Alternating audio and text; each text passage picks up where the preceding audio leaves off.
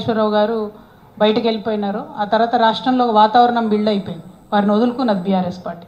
So అంత అనుభవజ్ఞులే అన్ని తప్పులు చేసిండ్రు. సో నేను పార్టీ పెట్టాలంటే చాలా ఇంకా నేర్చుకోవాలి, ప్రజల దగ్గరికి వెళ్ళాలి, ప్రజా సమస్యలు గుర్తించాలి, ప్రతి జిల్లాకు తిరగాలి. అంతకుముందు నన్ను నిజామాబాద్లోనే కట్టేసిర్రు. సో నిజామాబాద్లోంచి ఇప్పుడు నేను బయటకు వచ్చి ఒక్కొక్క జిల్లాకు వచ్చి అందరినీ మళ్ళీ కలుస్తున్నా. మా జాగృతిని మళ్ళీ నిర్మించుకుంటున్నాం. జాగృతి క్యాడర్ నిర్మించుకోవడంతో పాటు నేను అక్కడ ఆయా జిల్లాల్లో స్థానికంగా ఉండేటటువంటి సమస్యల మీద అండర్స్టాండింగ్ తెచ్చుకుంటాను. నేను పార్టీ అనేది పెట్టినప్పుడు ఖచ్చితంగా అది ప్రజల పక్షాన, ప్రజలకు ఒక వజ్రాయుధం లాంటి పార్టీని నిర్మించే ఆలోచనలో ఉన్నాను తప్పితే ఏదో పార్టీ పెట్టుకున్నామా, ఒక దాంట్లో పోటీ చేసినామా, తెల్లారి మాయమైపోయినామా, రేపు పొద్దున ఇంకోటి మాట్లాడినామా అన్నది కాకుండా ఒక స్టాండర్డ్ ఆల్టర్నేటివ్ పాలిటిక్స్ ఈ రాష్ట్రంలో నిర్మించాలి. అది పార్టీ పెడితేనే ఉండదు, పార్టీ పెట్టకుండా కూడా బోల్డంత రాజకీయాలు చేయొచ్చు. తెలంగాణ జాగృతి పుట్టినప్పటి నుంచి కూడా రాజకీయ అంశాల పట్లనే మాట్లాడుతున్నాం. తెలంగాణ ఉద్యమంలో కూడా మేము రాజకీయ అంశాలే మాట్లాడినాం. సో ఇప్పుడు కూడా రాజకీయ అంశాలే మాట్లాడతాం. పార్టీ పెట్టేది ఉంటే మంచిగా డంకా బజాయించి హైదరాబాద్లో ప్రెస్ మీట్ పెట్టి మీ అందరికీ చెప్పి పెడతాం. కాకపోతే చాలా ఇంకా నేర్చుకునేది ఉంది, చాలామందిని కలిసేది ఉంది.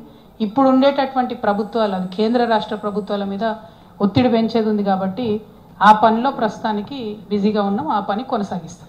Thank you.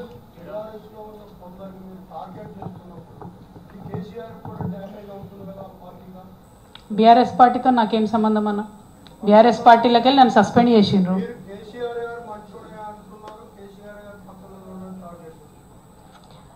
అన్న ఒక్క మాట చెప్తా, ఒక నాయకుడి కింద, ఒక పార్టీ కింద నేను 20 సంవత్సరాలు పనిచేస్తాను.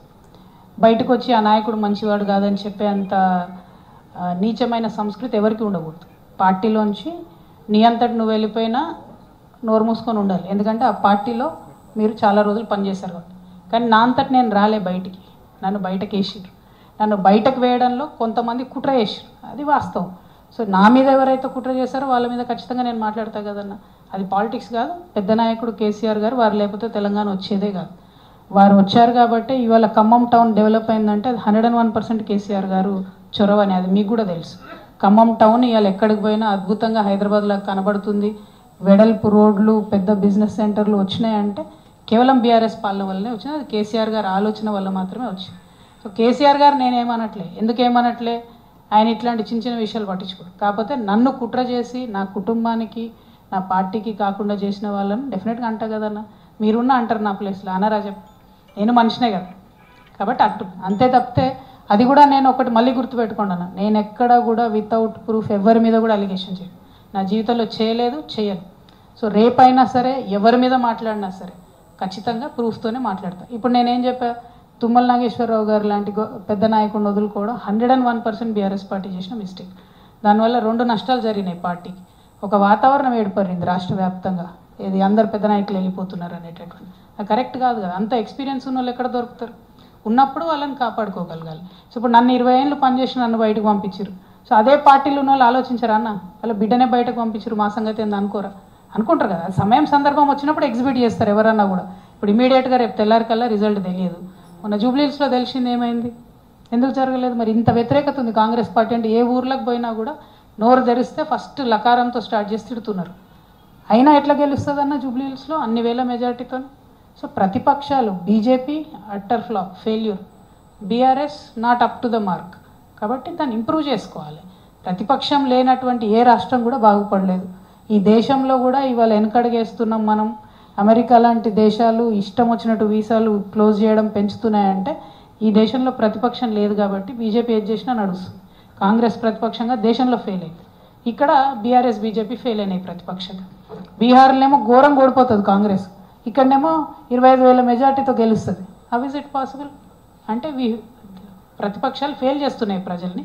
సో మేము తెలంగాణ జాగృతి నుండి ఆ ప్రతిపక్ష పాత్ర నిర్వహిస్తాం. ఖచ్చితంగా ఈ రాష్ట్రంలో ఒక అడిగే గొంతుకగా ఉంటాం. ఆల్టర్నేట్గా పాలిటిక్స్ ఎట్లా చేస్తే బాగుంటుందో ప్రజలకు చెప్తాం.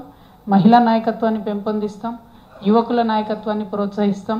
ఖచ్చితంగా అన్ని వర్గాలకు ఎవరైతే అధికారానికి దూరంగా ఉన్నారో వారు అధికారంగా దగ్గర అవ్వడానికి మా శాయశక్తిలో మేము ప్రయత్నం చేస్తాం.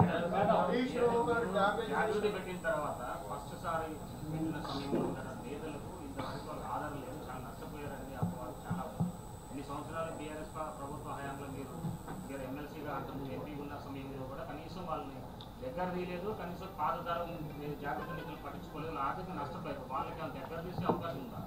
అంటే ప్రధానంగా ఒకటి బ్రదర్, మీరు కరెక్ట్ క్వశ్చన్ అడిగారు. నాకు బీఆర్ఎస్ పార్టీలో ఏమాత్రం కూడా అవకాశం ఇవ్వలేదు, ఏమాత్రం కూడా కనీసం నేను టీచర్ పోస్ట్ కూడా ట్రాన్స్ఫర్ చేసుకునే పరిస్థితి లేదని నేను చెప్పిందే మీరు నన్ను అడుగుతున్నారు ఉల్టా. సో నా వెనక ఉన్నాడు ఎవరన్నా మనిషి అంటే వాడిని తీసి పక్కకు పడేసి, నా వెనక ఉండి లాభం పొందిన కొంతమంది ఇలా బీఆర్ఎస్లో ఉండిపోయారు, నాతో రాలే. ఇక ఇక్కడ ఉన్న బ్యాచ్ అంతా కూడా ఎవరికి ₹1 లాభం జరగని వాళ్ళంతా ఇక్కడ ఉన్నారు, ఉద్యమకారులంతా ఇక్కడ ఉన్నారు, బీటీ బ్యాచ్ అంతా అక్కడనే ఉంది, యూటీ బ్యాచ్ అంతా ఇక్కడ ఉంది. సో నేను అనేది ఒకటే, నేను జాగృతి సంస్థలో ఉన్నా లేకున్నా, పార్టీలో ఎంపీగా ఉన్నా లేకున్నా, నా దగ్గరికి ఎవరన్నా వచ్చి ఒక రిక్వెస్ట్ చేస్తే నా శాయశక్తుల ప్రయత్నం చేశా హెల్ప్ చేయడానికి. అది ఇప్పుడు కూడా చేస్తా, రేపు కూడా చేస్తా. As a politician that is my rule. But నాతో పనిచేసిన జాగృతిలో పనిచేసినటువంటి నాయకులకు, కార్యకర్తలు బీఆర్ఎస్ పార్టీ నుంచి ఎటువంటి ఆదరణ కూడా లభించలేదు. జాగృతి వాళ్ళు అనగానే పక్కకు పెట్టడము, హేళన చేయడం. ఎందుకంటే మేము చేసినటువంటి ఉద్యమాలు మర్చిపోయినారు, మేము ఉద్యమంలో చేసినటువంటి కాంట్రిబ్యూషన్ మర్చిపోయినారు. అధికారంలోకి వచ్చినాక పక్కనున్న వాళ్ళే వాళ్ళకు గుర్తున్నారు. నేను ఎప్పుడైనా దగ్గర తీసా బ్రదర్. ఎమ్మెల్యేలతో అడ్జస్ట్ అయిపోయిన వాళ్ళు వెళ్ళిపోయారు. లేదు మేము జాగృతి ఐడియాలజీకి కట్టుబడి ఉన్నాం అనుకునే వాళ్ళు ఉన్నారు, వాళ్ళు ఇక్కడే ఉన్నారు, నా చుట్టుపక్కలే ఉన్నారు.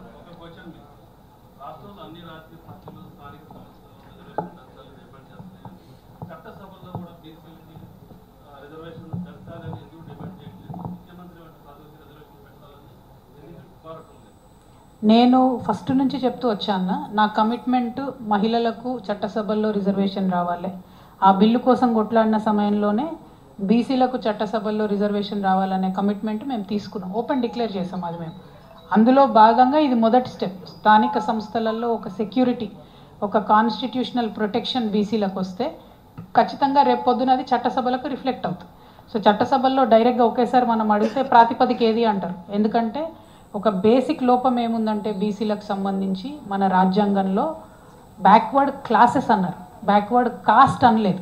దాంతో ఇప్పటి వరకు కూడా రిజర్వేషన్కి బీసీలకు ఎక్కడ కూడా సరైనటువంటి ప్రొటెక్షన్ లేదు. ఒక కేవలం వీపీ సింగ్ గారు ఇచ్చినటువంటి విద్యా ఉద్యోగాల్లో 27% తప్పితే పొలిటికల్గా ఎక్కడ ఇవ్వలేదు. సేమ్ థింగ్ ఇప్పుడు రేవంత్ రెడ్డి గారు మళ్ళీ ఏం చేస్తున్నారంటే ఎస్సీలలో వర్గీకరణ చేశారు. మరి ఇప్పుడు మీరు లోకల్ బాడీ ఎన్నికలు పెడుతున్నారు కదా, ఎస్సీలలో వర్గీకరణ ఎట్లా చేశారు, అట్లా మీరు వర్గీకరణ